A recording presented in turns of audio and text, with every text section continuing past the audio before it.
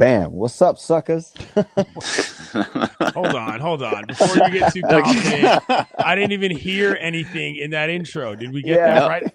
I saw the the audio, visual. I heard nothing. the audio for the As long intro as it was in there. As long definitely as it was in didn't there. work, And Yeah, I but it love looked the whole good. bam, what's up, suckers? Like you think you're Chris Yeah, like Morales you're all of a sudden? dropping What's going on? muted intros and telling people to mess off. That's funny. Listen, so I had to sit through, 8, 9 hours of Chris's birthday yesterday, so it rubbed off on me. I can't help it. That's good. Hey, look, one of his things he said was you got to come in with a lot of energy, and that's the way Yeah. to come in with a lot of That's energy good. by pretending to be him. It's an That's right. improvement. That's right. No, we're coming at you live from the Southland, 9:30 a.m. here in the ESPN LA studios. Clinton coming at you live from his behind My his kitchen. microwave, his kitchen. Yeah. And Clinton was able to get back home courtesy of our friends at LAX. And as we know, Blue Review is sponsored by the Los Angeles International Airport. Oh, I got one. I got mine. It's there you not go. your bit. It's my bit. That's why I don't forget. Come on. What? Can we get And don't through the forget- read already? Yeah. And guys, don't forget that Hire LAX creates life-changing career opportunities for Los Angeles residents, and you can find out more information on Hire LAX at Eventbrite. So here we are, the Dodgers win in walk-off fashion. Yes, sir. Yeah. They there did it it. is. Oh, there you go. There you go. Come on, CY. Come on, CY. All right. Yeah. We're I don't normally excited stretch today. this early in the morning, but yeah. That's right. No, they're 93. 9:30. Been up for 3 hours. I know. Come on, Greg's been. Well, he didn't get his coffee. I'm this morning, awake. so. I just don't stretch until after the blood is flowing a little bit better. So we're good to go. Yes. Anyway, walk-off win yesterday. Tell me more. Walk-off win. Dodgers now 93-57. We keep saying this. They're going to get to 100 wins somehow, some way. But they won that walk-off courtesy of one of your guys' favorite style of baseball. So we'll get to that today. And, of course, Bruce Dar, he's extending his scoreless inning streak. We love seeing the bullpen doing their thing. So let's just start off with that walk-off win. Clinton, Greg, I know your favorite style of baseball is manufacturing runs. So here we go. The Maruco, that's very much Yes. your thing, Clinton Yates. Let me But tell I you have that a little stat because I love little stats every once in a while about Max Muncy and his walk-off win. Max Muncy walked off that game last night on a single. Now, for the season, he has 93 hits. He's got 101 RBIs, was really good. He has 93 hits. That was only 41 singles. Wait, that was his 41st single. really? Yes. So he has 35 home runs and 41 singles. That's really interesting. Huh. That's why he has a 210 batting average, and that's Right. so that's why I said it in the group chat. I'm like, and it was on a Muncy single because it's a rarity. He doesn't Right. hit very many singles. That almost never happens. It usually doesn't happen. I loved it. It was good. And since we have visual aids here, let's do this. Maruco. Manufacturing Runs Company. It's like, I don't know. I like your writing. Sonico, Put that yeah, back well, up there. I have tremendous handwriting. You didn't know this? This is like a big thing about. I have the best handwriting you probably ever seen. I was a graffiti artist in high school, so yeah. Oh, yeah. My handwriting looks cool. Graffiti artist. Yeah, I got learning new things about you all the time. Keep going. Artistic skills. All right, so Maruco, not unlike let's just say Sonico, which was the Sun Oil Company, or Amoco, the American Oil Company. That's where that comes from. But the reason why we brought that up is because in the playoffs. Look, every time that the Dodgers are a team that's leading the league or close to the league in home runs, they're typically not going to advance as far in the playoffs. I just happen to believe that because of the skill level and the talent level of this team from top to bottom, manufacturing runs is a better way to try to beat people as opposed to just getting bloops and blasts because, number one, you chase pitchers more so when you can move guys around the bases. It adds a lot more stress. And in a playoff context, it's the way that you want to go about things, again, because it forces other teams to worry a little bit more about matchups. You can kind of forgive home runs here and there. You can write them off. The run damage is one thing, but how it affects the actual gameplay is another when they're hitting people around the base pass and guys like Mookie, who I've called an exotic base runner because he just does so many things, can get around and score on that great piece of base running last night. That's what you want. That's how you're going to put pressure on teams in the playoffs. It's not going to be by hitting 9 home runs. I completely agree with you. That's what it's been in the past, too. Yep. It's the fact of the matter is they weren't able to get manufacture runs company in the playoffs throughout the last 8 years or so. Because remember, it's always runners in scoring position. Their record with running in scoring position, they could not bring guys in. And now this year seems like it's a different type of team, especially with guys like Freddie Freeman, who when he comes up, he's got 56 doubles on the year, and the record 56, 57, somewhere right around there. But that's then 67 is the record. So if you can have a guy that brings people around, the more you have guys on the base pass, the more you're going to get back into the meaty part of the bullpen, and that's going to help you win games. If you can start doing that, maybe it's a possibility that you can put up those 6 to 8 runs a game that you need because you're not really sure what you get from the pitching staff. Well, right. And basically I'm saying that's encouraging that they're doing this. No, it's more than encouraging. And I think the most important part is what you said, getting to other people's bullpens, especially if you're a team that's going to be worried about your starter. Getting the other starter out, chasing them is a major priority. There's just no way around that. So it was good to see from the Dodgers yesterday. And that was just in general, the kind of win that you want out of a team at this stage of the season.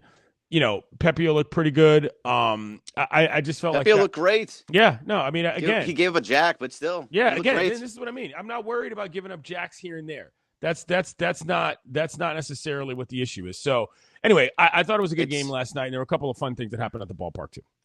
Yeah, but it's about it's the solo home run. You don't want to give those 2-3 run home run because that's when you get hit. And that's what I always loved about Clayton Kershaw. For the most part, he does give up home runs, but they're always solo. They were always solo home runs, and that's if you can somehow keep it down. And that's the problem with Lance Lynn, as we know. He gives up home runs. He gives up home runs with guys on base, and that's how you lose. If you give the solos. We're getting the list back out. Lance Lynn. The list back out. The list. Does he make the postseason roster list? Parker Bell, because your name is first on this list, is Lance Lynn on your postseason roster? Oh, Lance Lynn. I think yes. It's going to be a necessity thing. Can you hear me, guys? Sorry. Greg has lost all audio. The show's wheels are falling off as we speak. All right. Which is how we love to do this. Go on with your Lance Lynn analysis. I'm going to go ahead and say yes. We just were talking about giving up jacks, and we know that, that's not what we want to see from our pitchers. But, I mean, Lance Lynn already said it at the beginning of the year. He's like, or as soon as he got traded to the Dodgers, he basically said, hey, once I got past 40 giving up jacks, it is what it is. 30. You guys are going to get 30. Yeah, you guys are going to get what you get. So I completely like that. I like that mentality, and I actually feel that – no, because here's the thing. I don't understand that correlation. Go ahead. He knows. Yeah, I'm just giving up jacks all the time. Deal with it. No one cares. I know. Runs. It sounds insane, but he's going to be only pitching about 3-4 innings. Okay. So the fact that Your he's only going to give up solo. Sorry. No, go on. Go on. The peanut gallery who can't even hear does not. No, I can hear now. It's okay. Greg's back. Yeah. All right. Yeah, like I said, if as long as it's those solo jacks like you guys were talking about, I mean, it is what it is because this offense is proving time and time again it doesn't matter. Okay. They'll put up all right. 9 to 10. Parker Bell has Lance Lynn on his postseason roster. Greg Bergman, do you? Yeah, you have to have him on your postseason roster. He's still going to pitch, maybe, and I might now. I know I'm changing from yesterday, but I might now be okay with maybe an opener for him, so he doesn't have to deal with that top of the lineup. I'm moving. I can evolve. People can evolve. I still hate the opener. I hated it last night. With Caleb Ferguson coming in before Ryan Pepio, who then goes 6. Like I would much rather see Pepio start the game and go 6. But Lance Lynn, because of the type of guy he is, if you can give him a cushion of that one run, that one inning, then move it, then he does the next 3, 4, 5. That could possibly help. Maybe it helps the mentality. So you're a yes. On you, I'm a yes. Yes. Are you a yes? I am a no. And here's why no. I'm a no. Listen, I'm a no on September 20th because if I'm Dave Roberts, DR, the doc, I don't need Lance Lynn thinking he's comfortable. I need him to know that he has to play his way onto this team from a pitcher standpoint. And the homers are an issue. Now, the solo ones aren't that big of a deal in terms of what we just talked about. But if there's a guy whose lone thing people know is that he gives up a ton of yams, that's not what I'm looking for in any matchup. Psychologically, pitching-wise, I don't love that. So for me, he's off it right now. If it comes to a matter of desperation or if he pitches his way into it, not to say that he's been poor, but he is the first guy off this list as a starter, in my opinion, on the playoff roster. So I'm going with X. Okay, you're going with X. That's fine. Who are the guys that you're going to have on? then that he's well, not these are gonna questions make it. that we'll answer as the line goes down. All right, you don't have an answer. That's fine. Well, no, I mean, no. Here's the thing, and this is what I'm saying. If it comes down to a matter of management, then sure. But right now, hopefully, somebody else can find a way to step up, whether it's somebody they call up or whether it's somebody who's already there. But I don't think he's a necessity. I just don't think at this point, especially not in the first series. But that's just me. No, it's not in the first series. Probably not, because as of right now, it seems like Kershaw is gonna play, and then you have Kershaw, Miller, and Pepio, and that's probably all you need, right? It's probably all you need because of the rest that goes in between that. And honestly, I might even go Miller 1, and then Kershaw 2, so you can you can get Miller twice first and hope that he gets through it and get you out of that series, not having to see Kershaw twice. That's what I'm saying. I would not like to see Kershaw twice. You don't need a fourth starter necessarily, you know what I mean, in the playoffs like that. And Lynn, I mean, sure, okay, maybe if you have the opener, he becomes a longer starter. But to me, that's why he's off for now unless need arises. Okay. I mean, off of the DS, but on the CS. Yes, probably, because you're just going to need more pitchers at that point anyway. And who knows what the rest situation is going to look like for the starters that got you through the DS, should that happen. Yes. Yeah. I'm in agreement with that. Okay. All right. Some fun things things happened at the ballpark last night, by the way. Yeah, they did. And Parker, you got that Brosdar story, huh? Yeah. So beautiful moment, Greg. I know these are your favorite kinds of things. These touchy-hearty, feely moments. I just don't like them. It's cool. It's cool. I get it. I just don't need. Greg Bergman, noted family hater and crank. Not at all. Not at all. I love family. I'm a very big proponent of family. I just don't like human interest stories all the time. We get so many of them. I get tired of it. Well, but I'm very happy for Brosdar here. I'm very happy. And at least you're a dog person, unlike Travis Rogers over there in the studio, who's what's that all about? Come on. All right, so don't trust a non-dog person. I'm serious. Hot takes. I don't know if that's a hot take. Anyways, Brusdar Graterol, somebody who's been overperforming, as we mentioned in the last episode. What is he? He's extended his inning streak to, I think it was 21 scoreless innings. So on top of just absolutely performing well, he was able to reunite with his mother, Ismalia, for the first time in 7 years, who was in Venezuela. And as we all know, the relationship with American Venezuela kind of hit the fans in 2019. So she has missed his debut, his major league debut, the World Championship Series win that the Dodgers had that Brusdar was a part of, and then his wedding and birth of his daughter. So this was a beautiful moment. I believe I have the clip, actually. I don't know if the audio is going to run, but if you guys are open to, I'll go ahead and play that real quick. Can this work? We've had problems all over the place. Crapshoot. Oh! Soft bouncing ball, left side. Muncie's there. All these years later, Mom finally getting to watch him live his dream in person. What a moment. And tears shed by both. Look at Parker Bell. Well done. Julie. Hey, that's a great moment for Brusdar. I mean, well, first of all, let's pull the curtain back. That's a good job, Parker. Let's pull the curtain back. Before we were talking about this, Greg goes, "There's no way she hasn't seen him in 7 years." It was like, dude, no, that's the story, bro. It's a really, really long time. And these moms and these parents, rather, I think people don't understand what happens in the process of somebody trying to become a pro player. It's like, if you're from a place where until you hit it rich, you're not really getting anybody out of your own situation until you can. 7 years can pass pretty quickly, and somebody's trying to make a pro career. You know what I mean? Whether you're fighting in the minors, whether you're up and down, trying to establish a big league career, and that's a lot of lifetime in general. Literally, you talked about the things that she missed. I was surprised he was composed as he was to that point. You know what I'm saying? That's the kind of thing where you're like, yo, I don't necessarily know if you need to see that person because it might just send you over the edge, understandably. You know what I mean? It was an incredible moment to see her and to see him perform. He got a couple of good grabs earlier in that inning too, so it was kind of an exciting sort of up and down. That was one of the better moments I've seen at Dodger Stadium this season. Never mind, this homestand or whatever. Yeah, no, it was fantastic. And I know I don't like the human interest, but I love things like this because, again, it's been 7 years. She's watching up in a booth, in the suite. She's looking down at him. He gets a point up to her at the end. And he also went 1, 2, 3. That's huge. to go 1 through 3 in front of your mom. That's amazing. They're gonna have a great time afterwards. I think it's an amazing story, and I love it for Bruzdar, and I love it for his mom.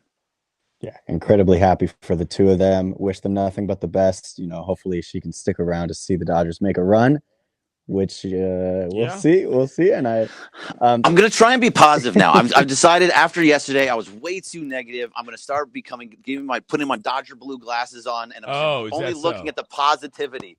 Which one do you want, Clint? Do you want me to be perfectly positive? Oh, no, you can be listen, be positive about the Dodgers. Be positive about people's daggone moms, for goodness sake. Oh, no, I was positive about it. I'm talking about human interest stories. There's no way she hasn't seen him in 7 years, bro.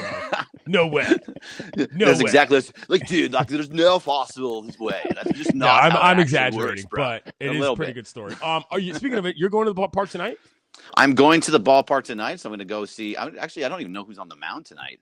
Who is it? Who are you going with is what's most important. I am going friends or real friends? Real friends, not work friends. A real friend. That was the right way to put it. Right. It's going to be a good time. I'm sitting in the low section. It's going to be fun. Oh. Yeah. Who are these people? If they're not real friends, if they're not work friends, I mean, not that you have to identify them, but where are they your friends from? They are is a girl that I am dating that I'm going to the ballpark with. You really want me to put it completely out there? I was not. Didn't know that. I was trying not to. You're putting me on the spot here. You could have just said it was a date. You could have just said that. I didn't mean to put you on the spot. Yeah, it is a date. It's a date. Thank you very much for putting my business straight out there. Into the middle of YouTube. I know, right? Well, you two will be able to see Bobby Miller tonight, so that's exciting. Don't push. If someone's saying, I'm going with friends, I'm going with some people. That was a major faux pas. My fault. My fault. I go to Boulder once and I act like I know Greg. Exactly. Jesus, man. That's on me. You said Bob Miller's on the mound tonight? Correct. Bobby Miller versus Reese great. Olsen. I've never seen Bobby Miller live. I'm really excited to see that. Okay. Yeah. All right, good. And good. Since I've officially blown up the show on multiple levels today, it's been chaotic. It's good. Controlled chaos. It's a live YouTube show. That's exactly the way it's supposed to be. Another quick thing I did want to bring up, though. Did I read this right? That the Dodgers physician is the one who did Shohei Ohtani's surgery? Is that correct? Isn't that crazy? That is pretty interesting. That kind of makes it.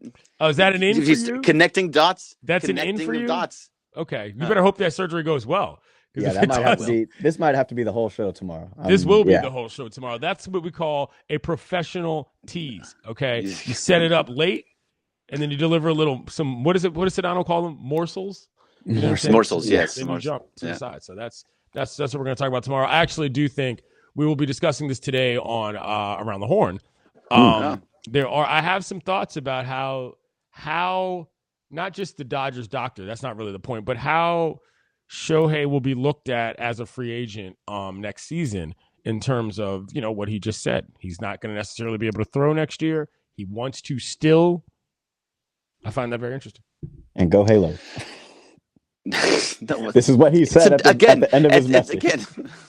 Do you think the Halos botched it by cleaning out his locker? Like, I thought he cleaned out his locker. That's not entirely clear to me. But my point is that, like, you're the Halos fan here. Quickly, Parker, that exit in terms of what we'll just call diplomacy, missing a team photo, locker cleaned out early. How does that go for you? They've botched completely everything they could have possibly botched this year. I mean, it's not just this specific instance. I mean, we can again have a whole nother show on that as well. Okay, it's completely unprofessional, and it's just a microcosm of their last 12 years. So, all right. Yeah, Greg, I feel like that can't happen. Like, no matter what the situation is, you can't have a situation where it looks like he's leaving school early, you know what I'm saying, to go on a field trip that he's never coming back from. You know what I mean? Like, that's not great. It's not a good look. They've done so many things wrong, and they always do so many things wrong. But the fact that when it started with Shohei Ohtani not in the team picture, and they just throw a white dude in there to make it up for it. Do you see that? You see that picture? The 17 is just who was that, guy. by the way? Who was that human? Do you know who that was? Nobody? Just some random guy? Yep. Was it even a player? It honestly looked old. He looked a little bit older, kind of out of playing age. So it might have just been a staff member or somebody that grabbed off of the 55. They just Can you said, imagine that day where you go into work? Hey, buddy, go suit up. We need you to be Shohei for the day. Like, what? Just such nonsense. Yeah. And with that, and then putting out there like, we're willing to trade Mike Trout now if he wants to go. Like, what are you doing? That's just such nonsense to even put out that way. They are run so terribly. Yeah. And there's no reason that any way that either one of those guys are there next year now. No, Shohei's totally gone. It's I don't blame him for taking everything out of his locker. Yeah. Well, they might have taken it out themselves, which would be weirder even then. So either way, that can't happen. Well, guys, before we get out of here, the chat has been active today. This is really cool. So I'm going to go ahead and throw out a question to you guys from Carlos Sanchez, somebody in our YouTube chat. Has the bullpen gave you guys confidence again? I hear a lot of these bullpen game, but can't that backfire on us?